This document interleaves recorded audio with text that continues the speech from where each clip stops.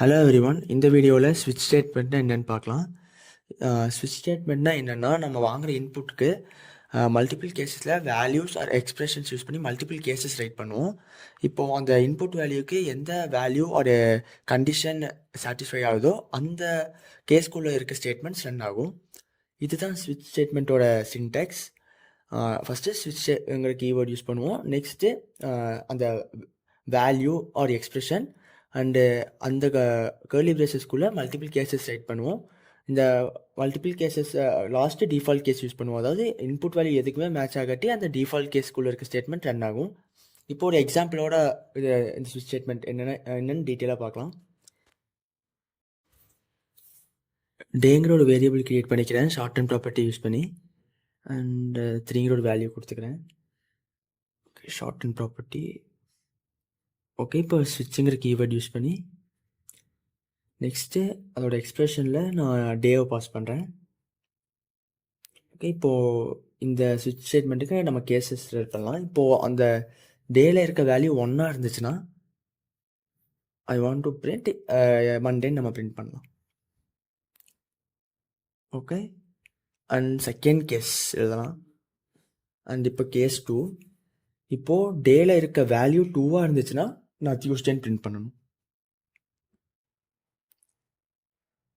Okay, இந்த டேக்குள்ளே இருக்க வேல்யூவை இது பண்ணி டேவையும் அந்த கேஸோட வேல்யூவையும் ஈக்குவலாக இருந்துச்சுன்னா அது ட்ரூ, அந்த அதுக்குள்ளே இருக்க ஸ்டேட்மெண்ட் ரன் ஆகும். இப்போ கேஸ் 3 இருந்துச்சுன்னா நான் வெட்னஸ்டேன்னு பிரிண்ட் பண்ணணும்.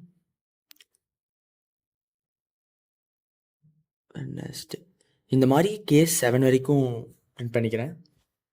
ஓகே, அந்த மாதிரி கேஸ் 4க்கு தேர்ஸ்டே, கேஸ் 5க்கு ஃப்ரைடே, கேஸ் 6 இப்போ 6 வேல்யூவாக இருந்துச்சுன்னா சாட்டர்டே, அண்ட் கேஸ் 7 இப்போ 7 வேல்யூ பிரிண்ட் பண்ணாங்கன்னா Sunday.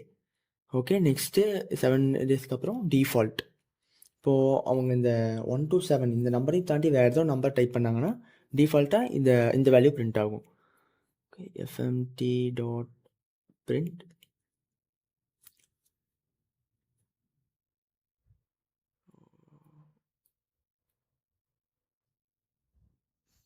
print invalid number.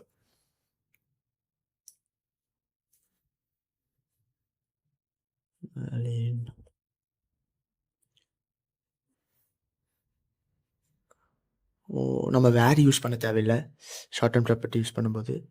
Variable name ஸ்டோக். ஓகே, இப்போ கூட ரன் பண்ணுறேன். go run main.go. Error unexpected keyword default expected expression. Syntax error unexpected. நம்ம வந்து டிஃபால்ட்டு யூஸ் பண்ணும்போது கேஸ் யூஸ் பண்ண தேவையில்லை. டிஃபால்ட் வந்து டைரெக்டாக டிஃபால்ட் அண்ட் நெக்ஸ்ட்டு அந்த டிஃபால்ட் ஸ்டேட்மெண்ட்ஸ் ரன் பண்ண இதை ரன் பண்ணால் போதும், பிரிண்ட் பண்ணால் போதும். ஓகே, இப்போ நான் திரும்பி ரன் பண்ணுறேன். வெட்னஸ்டே. ஃபஸ்ட்டு ஸ்விட்சில் அந்த டேவோட வேல்யூவும் கேஸ் 1ஓட வேல்யூவும் செக் பண்ணும். அது சாட்டிஸ்ஃபைடாக இருந்துச்சுன்னா கேஸ் 1ஓட ஸ்டேட்மெண்ட் பிரிண்ட் பண்ணும். ஃபால்ஸாக இருந்துச்சுன்னா கேஸ் 2க்கு போகும். இப்போ அந்த கேஸ் டேவோட வேல்யூவும் கேஸ் 2ஓட வேல்யூவும் செக் பண்ணும். அதுவும் ட்ரூவாக இருந்துச்சுன்னா அதை ரன் பண்ணும். இல்லாட்டி ஃபால்ஸாக இருந்தால் கேஸ் 3 ட்ரூவாக இருந்ததுனால தான் வெட்னஸ்டே பிரிண்ட் பண்ணியிருக்கு. ஓகே, அண்ட் இப்போ 9 பிரிண்ட் பண்ணுறேன். அண்ட் 9 இன்வாலிட் நம்பர் டைரெக்டாக டிஃபால்ட் பிளாக் போயிடும். ஓகே, இப்போது ஜஸ்ட் 6 ரன் பண்ணுறேன். சாட்டர்டே.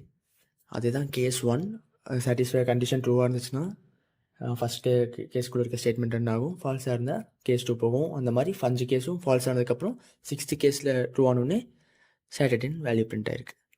ஓகே, இதுதாங்க ஸ்விட்ச் ஸ்டேட்மெண்ட்.